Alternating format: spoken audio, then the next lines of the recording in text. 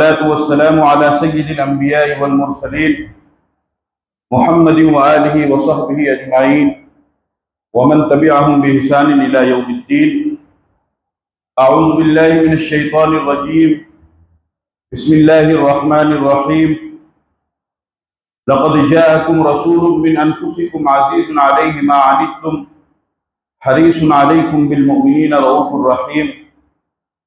वक़ाल नबी सल्लल्लाहु तबारक व तआला अलैहि वसल्लम इन्नमा अना रहमतुन मुहदातुन। वक़ाल नबी सल्लल्लाहु तआला अलैहि वसल्लम फ़ुज़्ज़िलतु अलल अंबियाइ बिसित्तिन उअतीतु जवामिअल कलिम व नुसिरतु बिर्रुअब व उहिल्लत लियल गनाइम व जुइलत लियल अर्दु मस्जिदन व तहूरा व उरसिलतु इलन नासि काफ़तन व खुतिम बियन नबिय्यून। वक़ाल नबी सल्लल्लाहु तआला अलैहि वसल्लम सयकूनु फ़ी उम्मती कज़्ज़ाबून सलासून कुल्लुहुम यज़उमून अन्नहु नबिय्युन व अना ख़ातमुन नबिय्यीन ला नबिय्य बअदी औ कमा क़ाल अलैहि सलातु वस्सलाम। मेरे मोहतरम बुजुर्गों और दोस्तों, ये जो महीना चल रहा है ये रबीउल अव्वल का महीना कहलाता है। इस्लामी साल का तीसरा महीना है। इस महीने की सबसे बड़ी खासियत और सबसे बड़ी फजीलत और सबसे अहम बात यह है कि इस महीने के अंदर आकाए नामदार ताजदार मदीना सरकार दो आलम खातमुल अंबिया जनाब मुहम्मदुर रसूलुल्लाह सल्लल्लाहु अलैहि वसल्लम तशरीफ लाए। आप अलैहिस्सलातु वस्सलाम की इस महीने में विलादत भी हुई और आप अलैहिस्सलातु वस्सलाम की इसी महीने में वफात भी हुई। आप अलैहिस्सलातु वस्सलाम इसी महीने में दुनिया में तशरीफ लाए। रबीउल अव्वल का महीना और पीर का दिन, इसके ऊपर तो तमाम उलमा का इत्तिफाक है कि आप अलैहिस्सलातु वस्सलाम रबीउल अव्वल के महीने में पीर के दिन तशरीफ लाए। लेकिन रबीउल अव्वल की कौन सी तारीख में आप तशरीफ लाए, इसमें उलमाए किराम का इख्तिलाफ है। बाज़ उलमा फरमाते हैं कि आप 8 रबीउल अव्वल को दुनिया में तशरीफ लाए, बाज़ उलमा फरमाते हैं 9 रबीउल अव्वल को, बाज़ फरमाते हैं 11 को, बाज़ फरमाते हैं 12 को। मिस्र के एक बहुत बड़े आलिम गुजरे हैं, महमूद पाशा फल्की मिस्री।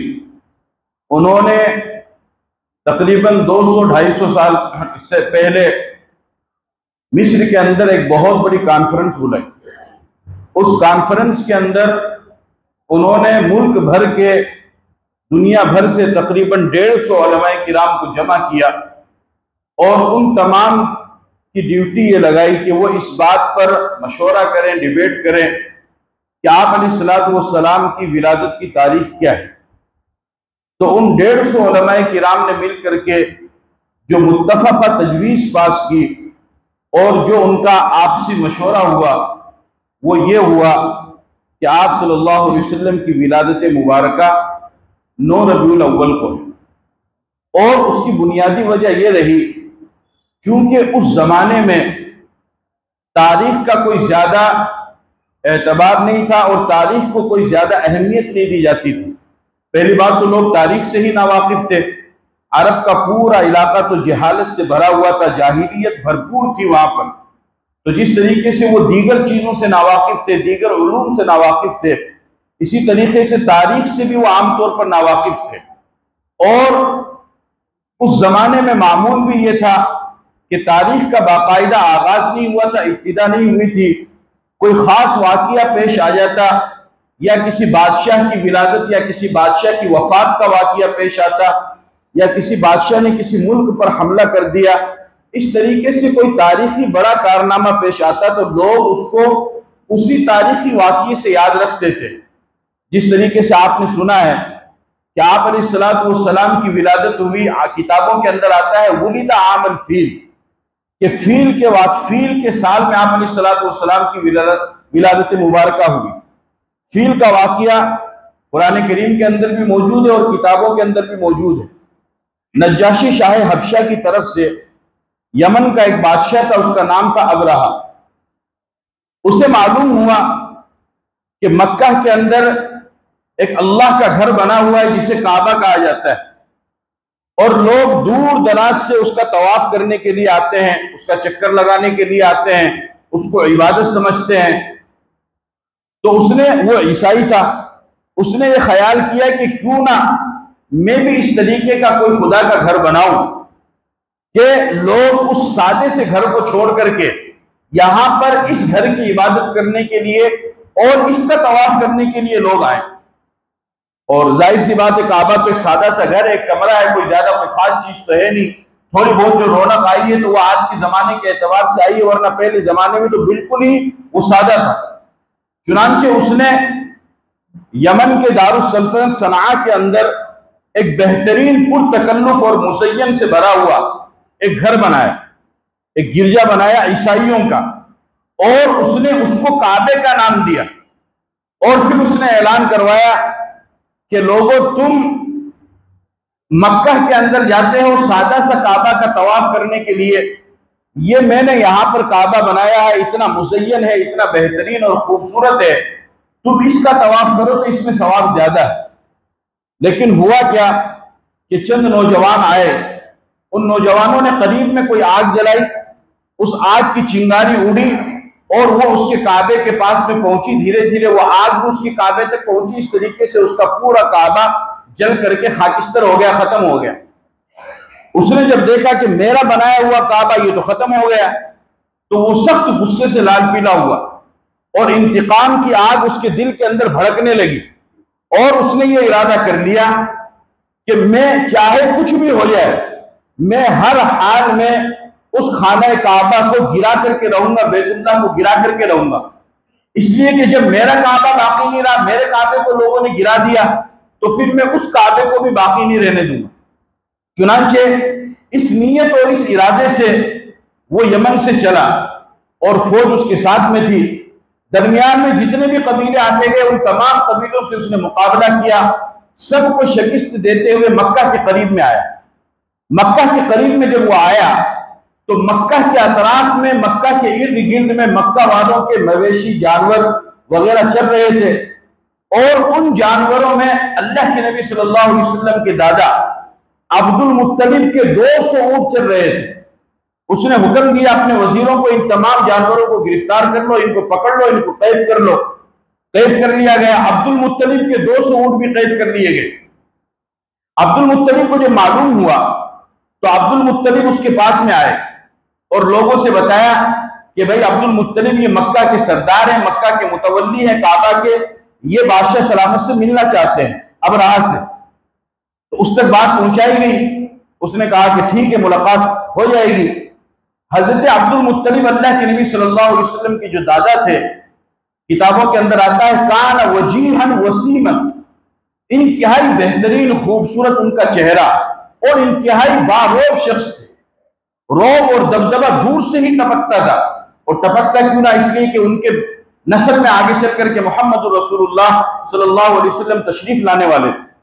हजरत अब्दुल मुत्तलिब जब अबरहा के पास में पहुंचे तो वो तो अब्दुल मुत्तलिब को देख करके हैरान हो गए, और इतना रोब उसके ऊपर पड़ा कि उसने अपनी गद्दी को छोड़ दिया और अपनी मसनद को छोड़ करके एक मर्तबा तो इरादा किया कि अब्दुल मुत्तलिब को अपनी मसनद पर बिठाए, लेकिन फिर सोचा कि ये तो मेरी बादशाहत के और मेरे नाज के खिलाफ काम हो जाएगा, तो उनको अपनी मसनद पर तो नहीं बिठाया। अलबत्ता उसने इतना काम जरूर किया कि खुद भी नीचे बैठ गया और अब्दुल मुत्तलिब को भी अपने बगल में बिठा लिया।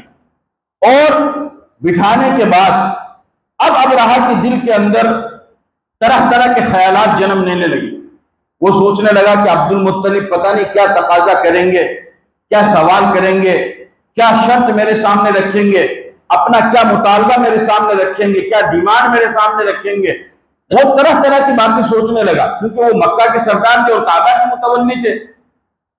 लेकिन जब उसने अब्दुल मुत्तलिब को कहा कि हाँ आप अपनी बात शुरू कीजिए, तो अब्दुल मुत्तलिब ने फरमाया कि मैंने ये सुना है कि आपने मक्का के अतराफ के जो जानवर थे उनको कैद करवा लिया है, उसमें मेरे 200 ऊंट थे, आप मुझे 200 ऊंट वापस कर दी। वो बड़ा हैरान हो गया।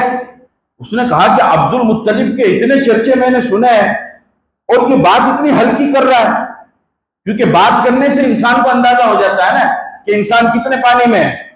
तामर्द सखुन नगुफ्ता बाशद एगो हुंडश नउफ्ता बाशद, शेख सादी गुलिस्तान में फरमाते हैं कि जब तक आदमी बोलता नहीं है उसका ऐब और हुनर छुपा हुआ रहता है। कितने लोग हैं माशाल्लाह देखने में लहीम शहीम, हट्टे कट्टे, मजबूत, ऐसा लगता है कि कितनी बड़ी पहाड़ है, कितनी बड़ी तोप है और कितना इल्मदार है, कितनी इसको जानकारी है, कितनी इसको मालूमात है।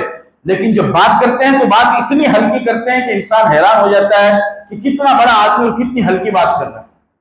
वो हैरान हो गया अबरहा कि मैं काबे को गिराने के लिए आ रहा हूं, जो बैतुल्ला है, जिसके लिए सब लोग अपनी जान दे देते हैं।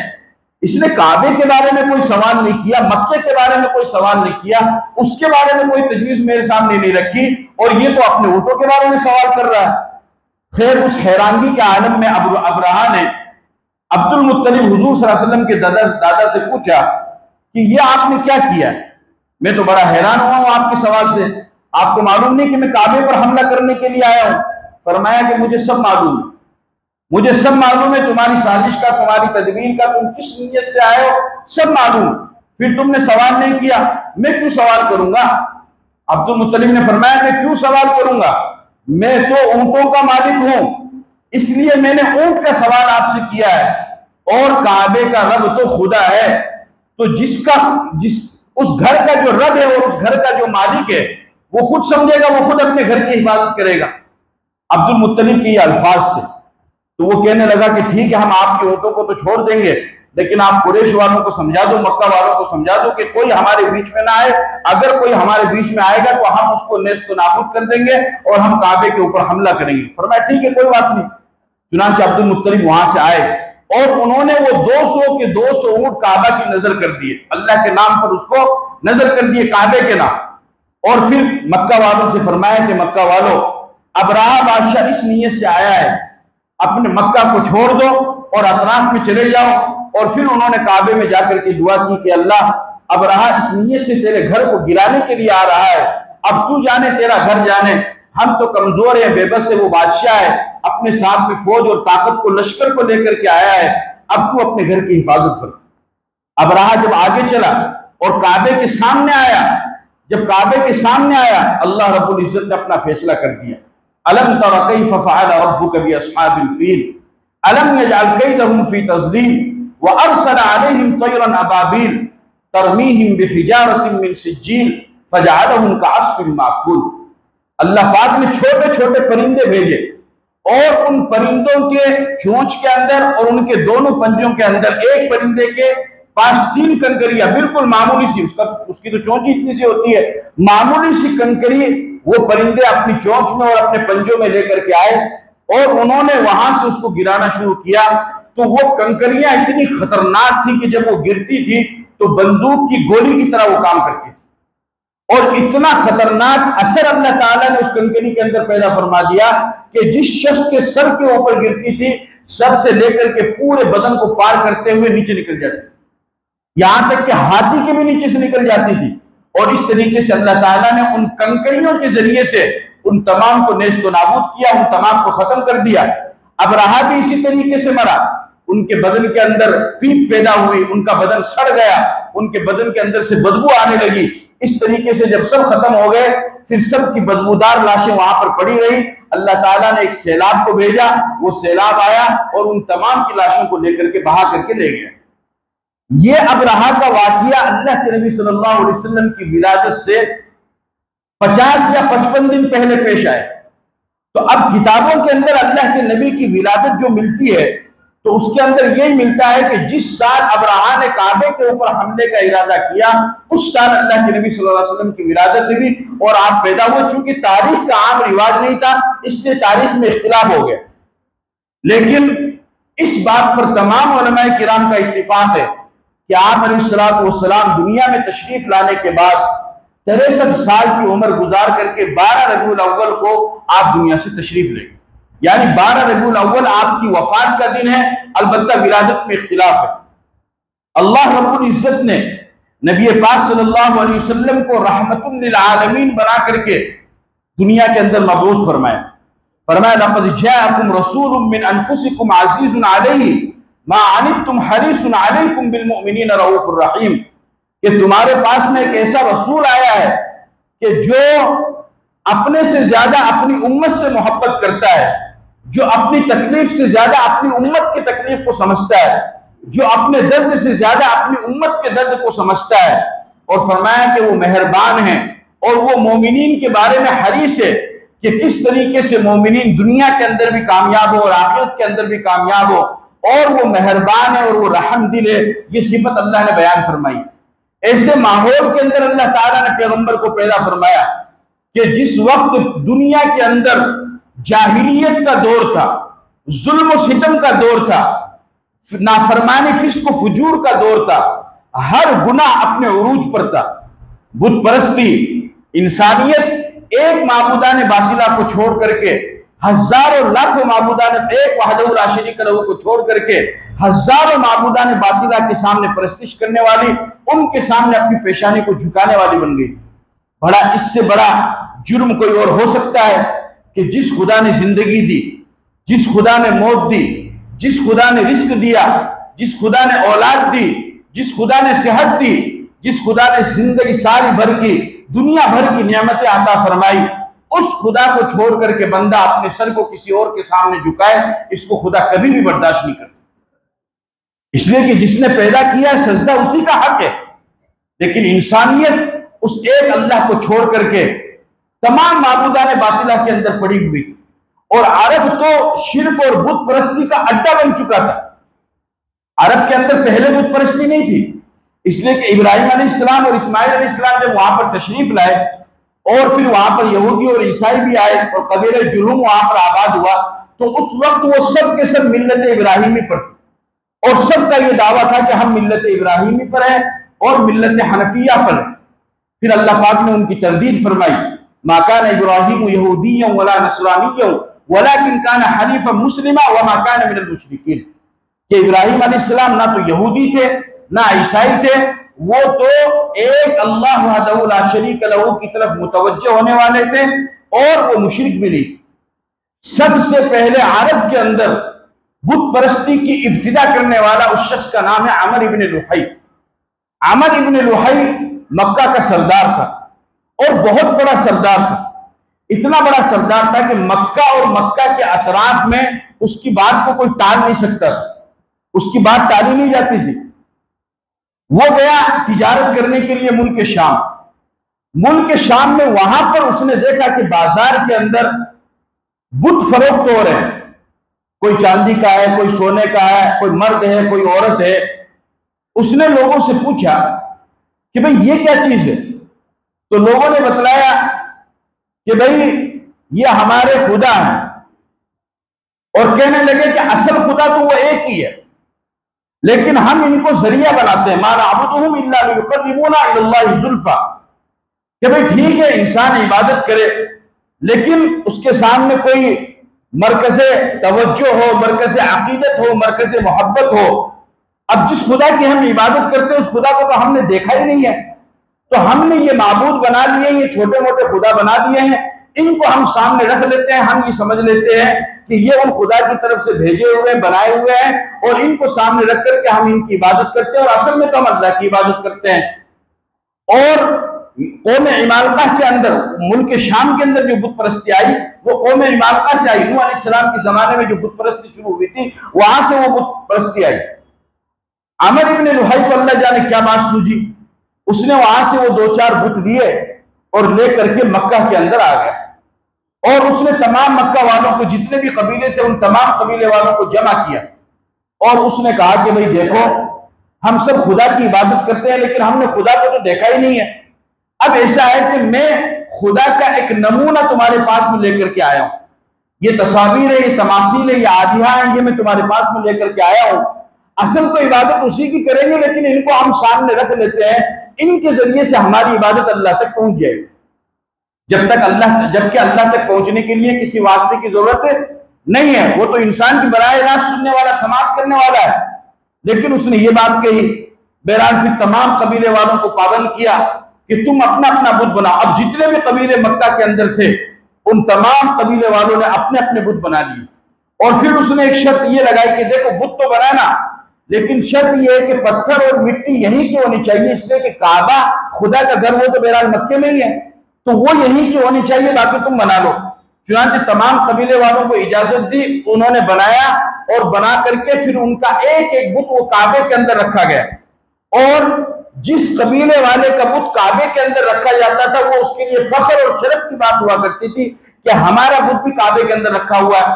और जब उन कबीलों के दरमियान आपस में लड़ाई हुआ करती थी तो उसके बुत को काबे से निकाल भी दिया करते थे और फेंक दिया करते थे कि भाई हमारी तो तुमसे लड़ाई हो गई है, अब हम लिहाजा तुम्हारे बुत को नहीं रखेंगे। इस तरीके से सरजमीन अरब के अंदर सबसे पहले बुत परस्ती की इब्तिदा करने वाला आमिर इब्न लुहाई है। चुनांचे आप अलैहिस्सलाम ने इरशाद फरमाया, अव्वलु मन बद्दल दीन अल्लाह, आमिर इब्न लुहाई के सबसे पहले अल्लाह के दीन को बदलने वाला वो बदबख्त आमिर इब्न लुहाई है। और फिर आपने फरमाया कि मैंने ख्वाब में देखा है यजुर्रु अमआअहु फिन्नार, कि सरजमीन अरब के ऊपर इस बुत परस्ती की इब्तिदा की वजह से अल्लाह ने उसको ये सजा दी है कि जहन्नम में वो अपनी आंतों को खींच रहा है। मैंने उसको देखा है। तो बुत परस्ती की इब्तिदा वहां से हुई और इस कदर बढ़ी कि अल्लाह के नबी सल्लल्लाहु अलैहि वसल्लम जब मबऊस हुए तो खाना काबा के अंदर 360 बुत रखे हुए, कि जिस घर को, जिस काबे को अल्लाह ताला ने इब्राहिम और इस्माइल के जरिए से किस लिए बनवाया, उसका मकसद ही यही था, वह इज़ बव्वअना ली इब्राहिम मकान अल बैत अल्ला तुश्रिक बी शैअन, कि यहाँ पर शिर्क ना किया जाए। वतहिर बैती लित्ताइफीन वल काइमीन व रुक्का सुजूद, फरमाया कि ए इब्राहिम और इस्माइल इस खाना काबा को पाक करो, इसको साफ करो। यहाँ पर कयाम लोग करेंगे, यहाँ पर लोग रुकू करेंगे, यहाँ पर सजदा करेंगे, लोग यहाँ पर तवाफ करेंगे और तवाफ करने के लिए कहां से आएंगे, मिन कुल्ली फज्जिन अमीक, फरमाया कि दुनिया के कोने कोने से चल करके पैदल और सवार होकर के लोग यहाँ पर आएंगे। इस खाना, जिस खाने काबा को अल्लाह रब्बुल इज्जत ने सिर्फ और सिर्फ अपनी इबादत के लिए इब्राहिम और इस्माइल के जरिए से तैयार करवाया, सरजमीन अरब के जाहिलों ने, उन्होंने उसके अंदर भी उस खाने काबा के अंदर बुत रखे। आप बताओ इससे बड़ा जुल्म और कुछ हो सकता है? इससे बड़ी जहालत और कुछ हो सकती है? इससे बड़ी नाफरमानी कुछ और हो सकती है? इसी तरीके से दूसरे मजालिम वो भी अपने उरूज पर थे, बेटियों को जिंदा दरगोर करना और कत्ल करना, मामूली सी बात पर कत्ल व गारतगिरी को जारी रखना, यानी जिसकी कोई वजह नहीं है, और बाकायदा मरते वक्त अपनी औलाद को वसीयत करके जाते कि बेटा फुला बात पर हमारा फुला कबीले से झगड़ा चल रहा है और हमने इस जंग को अपनी जिंदगी में जारी रखा है, तुम हमारे मरने के बाद इस जंग को खत्म ना करना वरना हमारी नाक कट जाएगी। वो जंग सही है या नहीं है, वो लड़ाई सही है या नहीं है, हम हक पर हैं या नहीं है, इससे कोई मतलब नहीं है। बाप दादा ने उस जंग को जारी रखा है, लिहाजा तुम्हें भी उस जंग को जारी रखना। जिना अपने उरूज पर, शराब नोशी अपने उरूज पर, और बेटियों को जिंदा दरगोर करना, और औरत की तो उस माशरे में जर्रा बराबर कोई इज्जत नहीं, औरत का कोई मकाम नहीं था। उस वक्त सबसे बड़ी जो ताकत थी वो थी किसरा और फारिस, रूम और ईरान, ये दो बड़ी ताकतें थी। वहां पर औरत की कोई इज्जत नहीं, सरजमीन अरब के अंदर औरत की कोई इज्जत नहीं। इस कदर औरत को मनहूस समझा जाता था कि अगर किसी के यहां पर बच्ची पैदा हो जाती तो उसको जिंदा दरगोर कर दिया जाता। इज़ा बुश्शिरा अहदुहुम बिल उन्सा ज़ल्ला वजहुहु मुस्वद्दन व हुवा कज़ीम यतवारा मिनल क़ौमि मिन सूइ मा बुश्शिरा बिही अयुमसिकुहु अला हुनिन अम यदुस्सुहु फित तुराब। क्या कि वो शख्स कहता था कि मेरे यहां पर बच्ची पैदा हुई है, मैं इसको पालूंगा, मैं इसको पाल पोस करके बड़ा करूंगा और फिर मेरा कोई दामाद बनेगा और मेरा कोई बहनोई बनेगा, मैं किसी का सारा बनूंगा। और ये बात कह करके वो उस बच्ची को जिंदा दरगोर कर दिया करते थे, उसको जिंदा नहीं रहने देते थे। इस तरीके से हजारों बच्चियों को उन्होंने जिंदा दरगोर किया। मुस्नद दारमी की एक रिवायत है कि एक शख्स अल्लाह के नबी सल्लल्लाहु अलैहि वसल्लम के पास आए और उन्होंने आकर के कहा कि या रसूल अल्लाह, मुझसे बहुत बड़ा गुनाह हुआ है, क्या अल्लाह मुझे माफ फरमा देंगे? कि क्या हुआ? कि अल्लाह ने मुझे 13 साल के बाद में एक बेटी दी और फिर मक्का के सरदार की तरफ से ऐलान हुआ कि बेटियों को जिंदा दरगोर कर दिया जाए, उन्हें जिंदा ना छोड़ा जाए। मैंने अपनी उस बच्ची को लिया और अपने घर वालों को यह कहा कि इसे मामू के पास लेकर के जा रहा हूं। उसे जंगल में लेकर के गया, गड़ा खोदा, वो बच्ची मेरे कपड़ों के ऊपर जो रेत पड़ रही थी, मिट्टी पड़ रही थी, उस रेत को वो साफ कर रही थी और कह रही थी कि अब्बा जान आप क्यों परेशान हो रहे हैं। मैंने अपनी उस मासूम बच्ची को उठाया और उसको उस घड़े के अंदर डाला और उस घड़े को उसको बंद कर दिया। इस तरीके से मैंने अपनी बच्ची को जिंदा दरगोर कर दिया है। सहाबी फरमाते हैं कि मैंने अल्लाह के नबी के चेहरे को देखा कि आपकी आंखों से इस कदर आंसू बह रहे थे कि आपकी पूरी दाढ़ी मुबारक तर हो।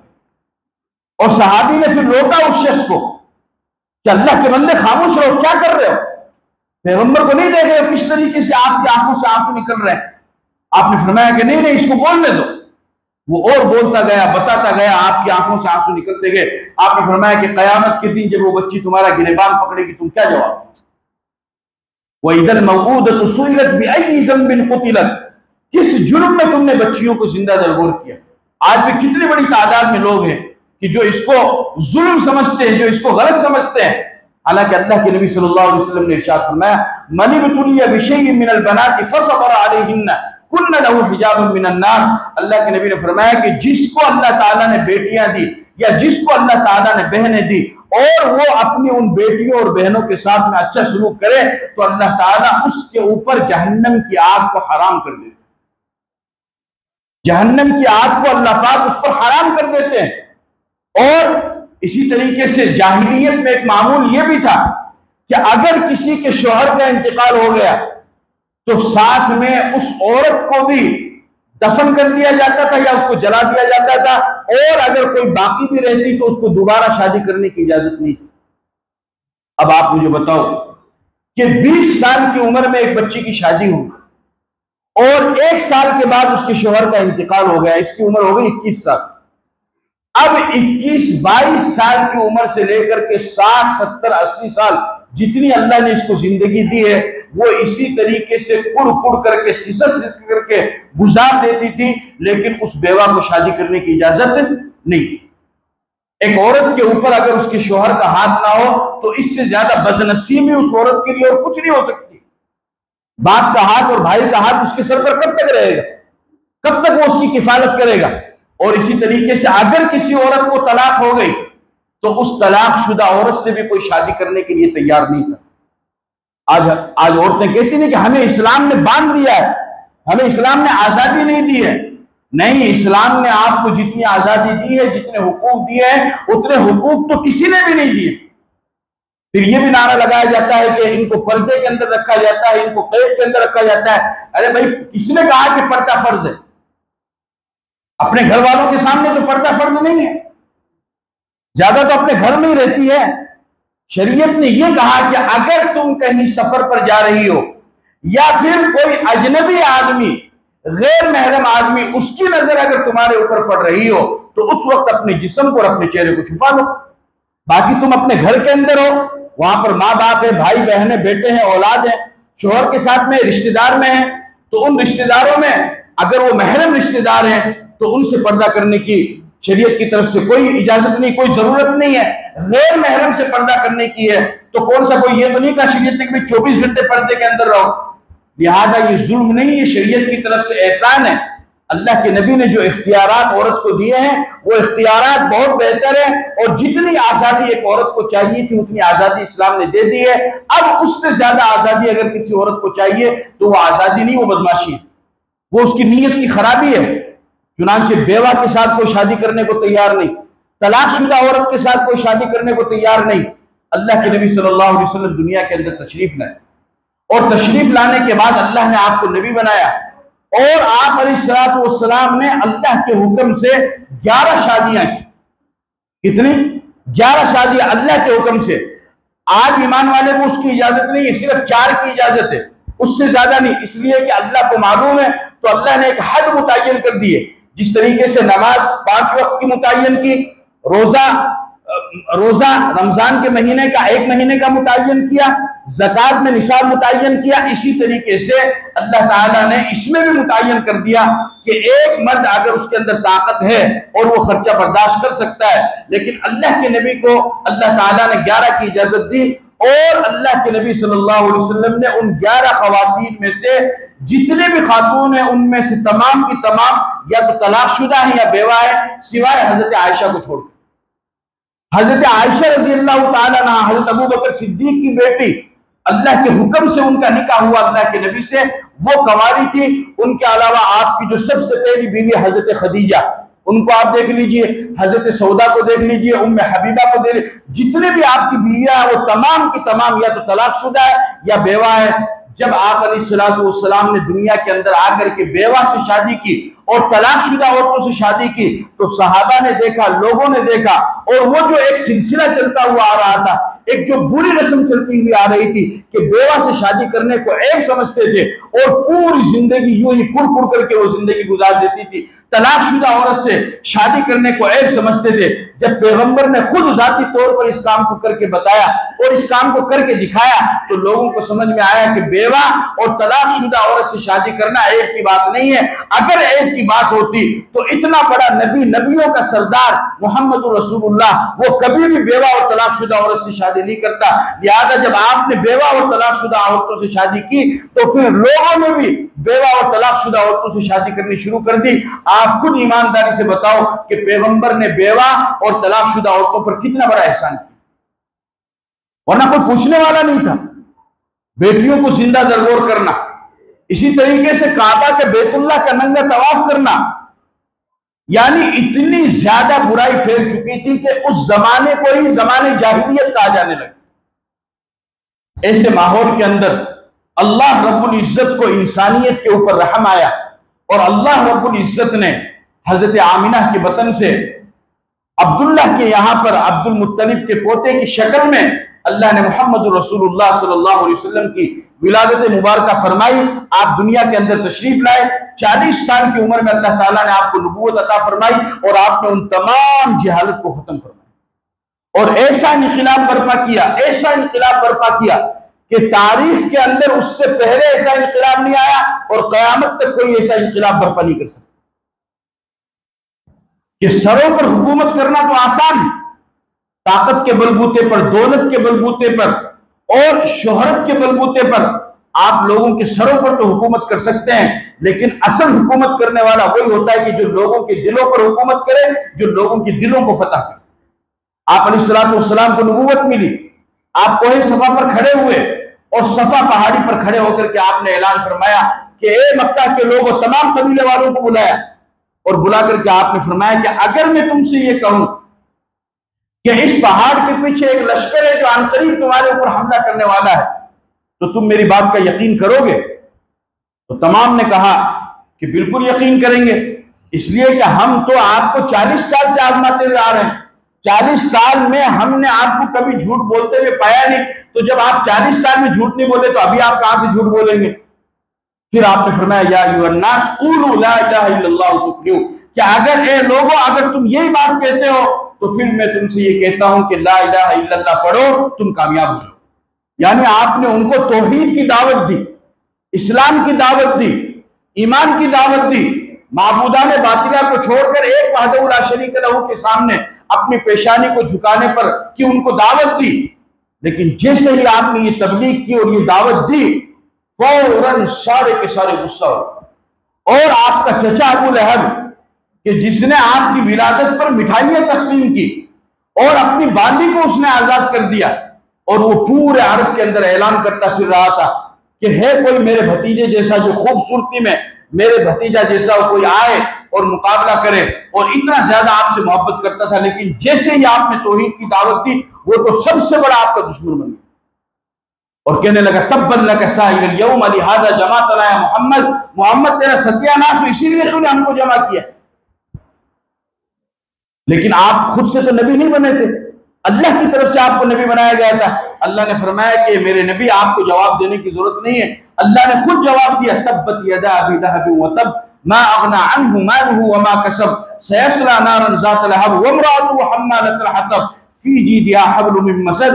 अबू लहब के हाथ पांव टूट जाए, वो बर्बाद हो जाए, ना उसको उसका माल काम आया, ना दौलत काम आई, ना इज्जत काम आई, ना शोहरत काम आई, और उसकी बीवी उम्मे जमीला जो अल्लाह के नबी के रास्ते में कांटे बिछाया करती थी, जिस तरीके से अबू लहब बर्बाद हुआ, नेस्तनाबूद हुआ, अल्लाह ने उसकी बीवी को भी जलील किया। तो तौहीद की दावत देते ही सब के सब आपके दुश्मन हो गए। आपने उनको समझाया, आपने उनको बतलाया और उनको तौहीद के ऊपर आप लेकर के आए। और पूरे माशरे को और समाज को आपने दुरुस्त किया और पूरे माशरे को और समाज को आपने सुधारा। जब आप सफा पहाड़ी पर खड़े होकर के ऐलान कर रहे हैं तो उस वक्त एक ही बंदा आपके साथ में नहीं, आप अकेले दावत देने वाले, एक भी कलमा पढ़ने वाला नहीं। फिर सिर्फ 23 साल का जमाना गुजरा, सिर्फ 23 साल का। 40 साल की उम्र में नबूवत मिली और 63 साल की उम्र में आपका इंतकाल हो गया। 23 साल। जब अल्लाह के नबी सल्लल्लाहु अलैहि वसल्लम मक्का से हिजरत करके मदीना गए तो सिर्फ 2 आदमी, एक पैगंबर और एक अबू बकर सिद्दीक आपके साथ। और जब सन 8 हिजरी के अंदर मक्का फतह हुआ तो 10,000 का लश्कर मदीना से लेकर के आप मक्का में दाखिल हुए। और सन 10 हिजरी के अंदर आपने जब हज किया, जिसको हज्जतुल विदा कहा जाता है, तो जिस वक्त सफा पहाड़ी पर खड़े होकर के सिर्फ 23 साल पहले आपने नबूवत का ऐलान किया, तौहीद की दावत दी, उस वक्त एक भी शख्स आपकी बात को, दावत को कबूल करने वाला नहीं था। और सिर्फ 23 साल के बाद में जब आपने हज्जतुल विदा किया, उस वक्त 1,24,000 सहाबा किराम का मजमा आपके साथ में मौजूद। और ये कितने साल में किया? 23 साल में। तो आपने लोगों के दिलों के ऊपर हुकूमत की, आपने लोगों के दिलों को बदला। ऐसा इंकिलाब ऐसी कम उम्र में अल्लाह के नबी सल्लल्लाहु अलैहि वसल्लम ने दुनिया के अंदर बर्पा किया। क्यों? किसके जरिए से? तलवार के जरिए से नहीं, ताकत के जरिए से नहीं। ताकत का हाथ तो अकेले थे, दौलत के जरिए से दौलत का। आपका तो हाल ये था कि सुबह अगर खाने को मिले तो शाम का ठिकाना नहीं, शाम को मिले तो सुबह का ठिकाना नहीं, और ऊपर से डराया जा रहा, धमकाया जा रहा है। आपने फरमाया लक़द उज़ीतु फ़िल्लाहि वमा युज़ा अहदुन व लक़द उख़िफ़्तु फ़िल्लाहि वमा युख़फ़ा अहदुन, कि अल्लाह के रास्ते में जितनी मुझे तकलीफ दी गई उतनी किसी को तकलीफ नहीं दी गई, और अल्लाह के रास्ते में जितना मुझे डराया गया उतना किसी को नहीं डराया गया। हज़रत आयशा रज़ियल्लाहु ताला अन्हा फरमाती है कि 2-2 महीने यानी 2 चांद हम देख लिया करते थे, लेकिन अल्लाह के नबी का और हमारा गुजारा अलल अस्वदैन, 2 काली चीजों पर हुआ करता था। एक माँ, दूसरा तमर यानी एक पानी और दूसरा खजूर। यानी 2-2 महीने तक सिर्फ पानी और खजूर से गुजारा होता था। आज कोई कितना ही गया गुजरा, गरीबी से गरीब ही क्यों ना हो, लेकिन 2 महीने तक उसके घर में चूल्हा ना जले, खाना ना पके, ऐसा मुमकिन नहीं। लेकिन अल्लाह के नबी सल्लल्लाहु अलैहि वसल्लम के ऊपर ऐसे वाक़े आए तो आपके पास ना तो ताकत थी, ना आपके पास में दौलत थी, ना आपके पास में हुकूमत थी, कुछ भी आपके पास में नहीं था। हालांकि फरमाइश की लोगों ने, एक मौके पर कुरैश मक्का चंद लोग आए अबू तालिब आपके चचा के पास में, और आकर के कहने लगे कि आपके भतीजे मोहम्मद ने तो हमारा पूरा ही काम खराब कर रखा है। क्या हुआ? कि दरार पड़ रही, इख्तिलाफ हो रहा है उनकी वजह से, कि हम इतने जमाने से इन माबूदा ने बातिला की, इन बुतों की परस्तिश करते हुए आ रहे हैं। अब तुम्हारा भतीजा 40 साल के बाद में खड़ा होकर के कहता है कि ये सब गलत है, एक अल्लाह की बात, उसको खुदा के वास्ते समझाओ। और फिर अबू तालिब से कहने लगे कि वो ये क्यों कर रहा है, उसकी नीयत क्या है, उसका इरादा क्या है। अगर तुम्हारा भतीजा मोहम्मद ये सारी चीजें इस वजह से कर रहा है कि वो हुकूमत चाहता है, तो वो सिर्फ हमको इशारा करे, हम पूरे मक्का की हुकूमत और पूरे अरब की हुकूमत उसको देने को तैयार है, हम उसको बादशाह बनाने के लिए तैयार। अगर तुम्हारा भतीजा मोहम्मद इस वजह से ये सारे काम कर रहा है कि उसको दौलत चाहिए, तो वो सिर्फ अपनी जबान खोले, अपना मुंह खोले और बताए, हम दौलत के अंबार उसके सामने लगाने को तैयार है। और अगर तुम्हारा भतीजा इस वजह से कर रहा है, वो किसी खूबसूरत लड़की से शादी करना चाहता है, तो तुम्हारा भतीजा सिर्फ हाथ की उंगली से इशारा करे, वो अरब के किसी भी कबीले के किसी भी बेटे की तरफ इशारा कर देगा, हम खुद चल करके, सरदार चल करके उस बच्ची के पास में जाएंगे, उसके माँ बाप को तैयार करके मोहम्मद की शादी करवा देंगे। लेकिन खुदा के वास्ते उसको मना करो कि वो जो तौहीद की दावत दे रहा है वो इसको ना करे।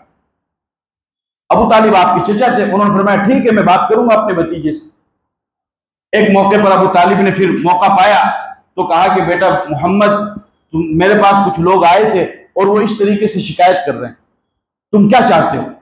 आप अलैहिस्सलातु वस्सलाम ने इरशाद फरमाया कि चचा जान, ये तो उन्होंने बहुत हल्की बात की, बहुत छोटी बात की है, हुकूमत, दौलत और रिश्ता, बस। आप अलैहिस्सलातु वस्सलाम ने फरमाया कि चचा जान, अगर ये मक्का वाले मेरे एक हाथ में सूरज और दूसरे हाथ में चांद लाकर रख दे, तब भी मैं तौहीद की दावत से पीछे नहीं हटूंगा। अल्लाह ने जो पैगाम मुझे देकर के भेजा है, जिस मिशन को देकर के अल्लाह ने मुझे भेजा है, मैं तो उस मिशन को पूरा करके रहूंगा और क़यामत तक करता रहूंगा और इंशाअल्लाह एक वक्त आएगा कि अल्लाह मुझे कामयाब करेगा। अबू तालिब ने फरमाया कि बेटा जाओ, तुम करो, तुम्हें कोई तकलीफ नहीं। चुनांचे अबू तालिब ने खूब साथ दिया और अल्लाह के नबी सल्लल्लाहु अलैहि वसल्लम ने उनको बहुत समझाया भी, बताया भी। यहां तक कि बुखारी की रिवायत है कि आखिरी वक्त में, मौत के वक्त में अल्लाह के नबी अबू तालिब के पास में गए और फरमाया उहाज्जु लका बिहा इंदल्लाहि यौमल क़ियामा, कि मेरे चचा जान, आपने मेरी इतनी खिदमत की है, मेरा इतना साथ दिया है, सिर्फ एक मर्तबा आहिस्ता से मेरे कान में कलमा पढ़ दीजिए, मैं क़यामत के दिन अल्लाह को गवाही दूंगा कि मेरे चचा ने कलमा पढ़ा था और मेरे दीन को कबूल किया। लेकिन वो अबू जहल जो दूसरे सरदार थे, वो भी पास में बैठे हुए थे। वो कहने लगे, वो कह रहे थे कि अबू तालिब, अगर तुमने मरते वक्त अपने दीन को छोड़ दिया जिस पर तुम पहले से थे, तो देखो दुनिया क्या कहेगी कि अबू तालिब जिंदगी भर तो अपने दीन पर कायम रहा और मरते वक्त अपने भतीजे के दीन को, इस्लाम को उसने कबूल कर लिया, लोग तुम्हें ताना देंगे। अबू तालिब ने कलमा नहीं पढ़ा और बगैर कलमा पढ़ा वो दुनिया से चला गया। अल्लाह के नबी सल्लल्लाहु अलैहि वसल्लम ने इरशाद फरमाया कि मेरे साथ हुस्न सुलूक का मामला करने की वजह से अल्लाह ताला ने अबू तालिब के अज़ाब में तखफीफ कर दी, कमी कर दी। तो इस तरीके से अल्लाह के नबी सल्लल्लाहु अलैहि वसल्लम दुनिया के अंदर तशरीफ लाए और आप रहमतुल लिल आलमीन बनकर के आए। सारे आलम के लिए आप रहमत बने, मजदूरों के लिए रहमत बने, औरत के लिए रहमत बने, मजलूमों के लिए रहमत बने और इंसानों के लिए रहमत बने, जानवरों के लिए, हर एक मखलूक के लिए आप सल्लल्लाहु अलैहि वसल्लम दुनिया के अंदर रहमतुल लिल आलमीन बनकर के आए। और अल्लाह ताला ने आपको खातमुन नबिय्यीन बनाया। खत्म नबूवत की मोहर अल्लाह ताला ने आपके नाम पर लगा दी। मा काना मुहम्मदुन अबा अहदिन मिन रिजालिकुम वलाकिन रसूलुल्लाह व खातमुन नबिय्यीन। कुरान में अल्लाह ताला फरमाते हैं कि मोहम्मद तुम मर्दों में से किसी के बाप नहीं है, लेकिन अल्लाह के रसूल है और आखिरी नबी है। नौजवानों, खत्म नबूवत के ऊपर अपने अकीदे को मजबूत रखो, खत्म नबूवत का तहफ्फुज करो। खत्म नबूवत का मतलब है कि अल्लाह ने आदम अलैहिस्सलाम से जो नबूवत का सिलसिला चलाया मोहम्मद रसूलुल्लाह सल्लल्लाहु अलैहि वसल्लम पर, उस नबूवत के सिलसिले को बंद कर दिया है। आप आखिरी नबी हैं और अब आपके बाद में दुनिया के अंदर कोई भी नबी नहीं आए। एक बहुत बड़ी तादाद में हमारा नौजवान तबका वो खत्म नबूवत के ऊपर समझौता कर रहा है और मुख्तलिफ किस्म के जो फितने नमूदार हो रहे हैं उन फितनों का शिकार होता जा रहा है। नौजवानों की एक बहुत बड़ी तादाद, नौजवान लड़कों की एक बहुत बड़ी तादाद, नौजवान लड़कियों की एक बहुत बड़ी तादाद वो अल्लाह के नबी की खत्म नबूवत का इनकार कर रही है। याद रखो कि खत्म नबूवत का अगर आपने इनकार कर दिया तो आपका कोई भी अमल कबूल नहीं हो। इसलिए कि जिस तरीके से अल्लाह को एक मानना जरूरी है, उसी तरीके से मोहम्मदुर रसूलुल्लाह का, अल्लाह का नबी भी मानना जरूरी है और अल्लाह का आखिरी नबी मानना जरूरी है। और कयामत तक अल्लाह ताला ने मोहर लगा दी है ला इलाहा इल्लल्लाह मुहम्मदुर रसूलुल्लाह। अब जिस किसी को भी कामयाबी चाहिए उसे इसी मोहम्मदुर रसूलुल्लाह का कलीमा पढ़ना पड़ेगा और इसी मोहम्मदुर रसूलुल्लाह पर कायम रहना पड़ेगा। अगर इससे हट गया, इसके अलावा किसी और को मान लिया, किसी नए को मान लिया या किसी और को मान लिया, तो वो कामयाब नहीं हो सकता है। कामयाबी के लिए अल्लाह ताला ने इसके ऊपर मोहर लगा दी और आपने साफ ऐलान फरमा दिया अना खातमुन नबिय्यीन ला नबिय्य बादी, कि मेरी उम्मत के लोग खबरदार रहना, मैं आखिरी नबी हूं, मेरे बाद फिर दुनिया में कोई भी नया नबी नहीं आएगा। तो आप जितने हजरात यहाँ पर तशरीफ फरमाए, आप हजरात आज की मजलिस से इस चीज को लेकर के जाइए और अपने बच्चों को जाकर के समझाइए, अपने घर में अपनी औरतों को जाकर के समझाइए और उनको मजबूत कर दीजिए, उनको मजबूत कर दीजिए। याद रखिए कि खत्म नबूवत के ऊपर अगर हमला हुआ तो फिर बातिल अकीदे वाले वो रात दिन मेहनत करके अपने बातिल अकीदे को फैला रहे हैं और झूठी नबूवत के दावा करने वाले, झूठी मसीहियत का दावा करने वाले वो रात दिन मेहनत करके जान माल लगा करके अपने बातिल अकायद को फैला रहे हैं, बातिल नजरियात को फैला रहे हैं। लेकिन सच्चे नबी को मानने वाले और सच्चे नबी के सच्चे उम्मती वो ख्वाब गफलत के अंदर पड़े हुए हैं। इससे ज्यादा बदनसीबी और क्या हो? क्या कयामत के दिन अल्लाह के रसूल का सामना नहीं करना है? क्या अल्लाह के नबी के हाथों से हौज़े कौसर नहीं पीना है? क्या अल्लाह के नबी की सिफारिश से जन्नत में नहीं जाना है? क्या कब्र में फरिश्ते के तीसरे सवाल का जवाब मन नबियों का क्या मोहम्मद का जवाब नहीं देना है? अगर खत्म नबूवत पर समझौता कर लिया और खत्म नबूवत पर ईमान बाकी नहीं रहा तो याद रखो किसी भी माने में मुसलमान बाकी नहीं रहेंगे। जिस तरीके से अल्लाह की जात का इनकार करने वाला वो काफिर हो जाता है, उसी तरीके से खत्म नबूवत का इनकार करने वाला ये भी काफिर हो जाता है और ये भी दायरे इस्लाम से खारिज। बल्कि आंख बंद करके यकीन कर लो, इमाम आजम अबू हनीफा रहमतुल्लाह अलैह तो यहां तक फरमाते हैं, मन तलब मिन्हु अलामतन फक़द कफर बिक़ौलिही अलैहि सलाम ला नबी बादी। इमाम आजम अबू हनीफा रहमतुल्लाह अलैह फरमाते हैं कि अगर किसी शख्स ने खड़े होकर के नबूवत का दावा किया और उसने ये कहा कि मैं नबी हूं, और कोई दूसरा शख्स उससे उसके नबूवत की दलील पूछने के लिए चला गया कि तुम मुझे दलील दो, तुम मुझे सबूत दो, तुम मुझे प्रूफ दो कि किस सबूत और किस दलील की बुनियाद पर तुम नबी बने हो, तो इमाम आजम अबू हनीफा फरमाते हैं कि जिस तरीके से वो नबूवत का दावा करने वाला वो काफिर है, उसी तरीके से ये दलील पूछने वाला ये भी काफिर। जब पैगंबर ने कह दिया ला नबी बादी, मेरे बाद में कोई दूसरा नया नबी नहीं आएगा, तो फिर अब इस बदबख्त से पूछने की जरूरत क्या है? पैगंबर की बात का यकीन नहीं है, पैगंबर की बात पर एतमाद नहीं है, पैगंबर की बात पर विश्वास नहीं है।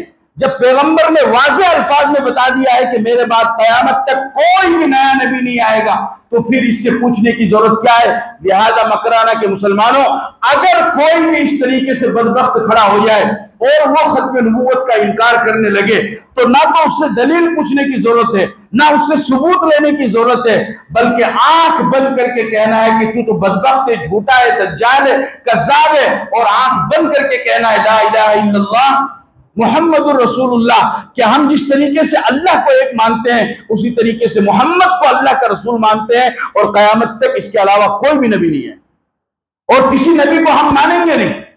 आप हजरात इसका इरादा करते हैं, खत्म नबूवत पर मजबूत रहोगे या नहीं रहोगे? नौजवानों, तुम मजबूत रहोगे या नहीं रहोगे? इस पर खड़े हो जाओ। आजकल मोबाइल का जमाना है, मोबाइल में हर किसी का बयान मत सुनो।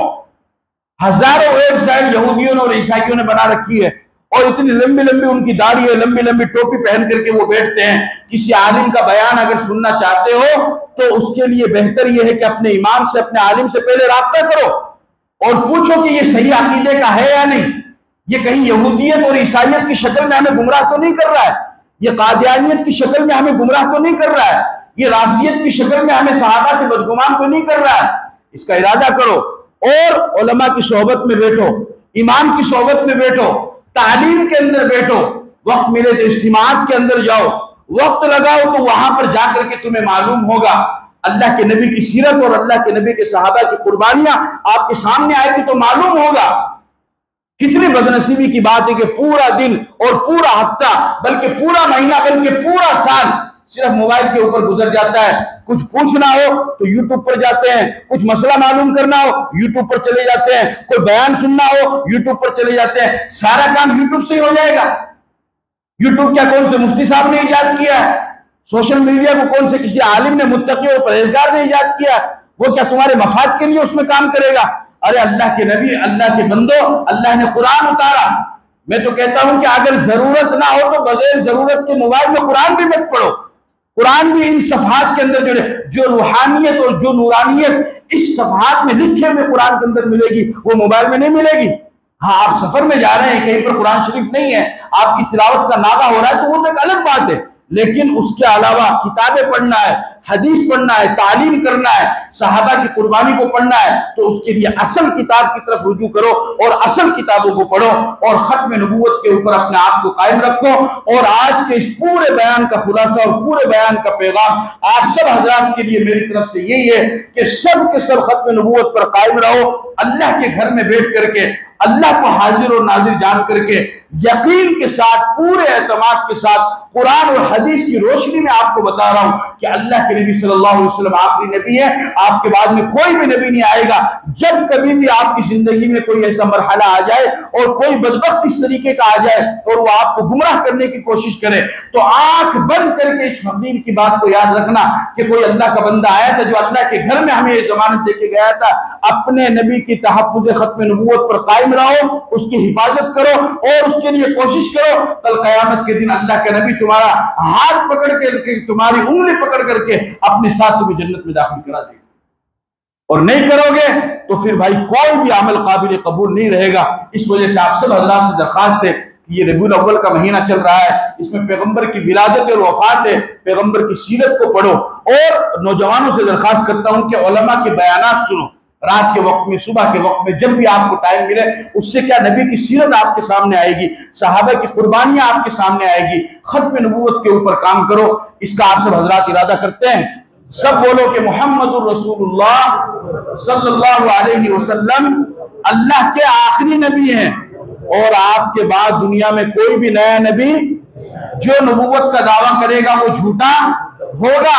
और हम इसी खत्म नबूवत के ऊपर कायम रहेंगे और अपनी औलाद को भी कायम रखेंगे, इसी में कामयाबी। अल्लाह पाक मुझे और आपको अमल की तौफीक अता फरमाए।